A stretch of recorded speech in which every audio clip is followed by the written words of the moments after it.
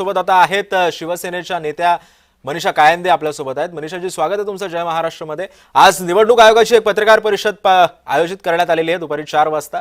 निवडणुकांच्या तारखा या जाहीर होऊ शकतात।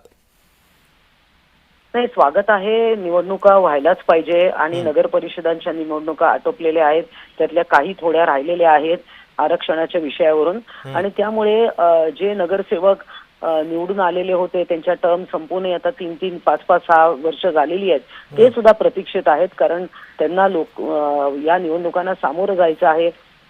त्यामुळे आमची तयारी आहे, शिवसेनेची पूर्ण तयारी आहे या सगळ्या विषयासाठी। पण मनीषाजी, याच निवडणुकांना सामोरं जायला कुठेतरी विरोधक सुद्धा 2 पावलं मागे जातात, कारण याच मतदार याद्यांच्या घोळाबाबत आवाज उठवलेला होता। जोपर्यंत हा घोळ सुटत नाही तोपर्यंत निवडणुका घेऊ नका असं आवाहन सुद्धा विरोधकांकडून करण्यात येत होतं। नाही, बघा, मतदार याद्या सदोष असतील तर त्या करेक्ट केल्या पाहिजे। ते काम निवडणूक आयोगाचं सुरूच आहे आणि मुळात म्हणजे त्यांना सामोरं जायचं नाहीये। ते काहीतरी बहाणेबाजी करतायत, कारण त्यांची तयारी नाहीये। कारण आता त्यांच्याकडे कार्यकर्ते राहिले नाहीये कमिटेड असलेले, आणि काम करायला माणसं नाहीत त्यांच्याकडे।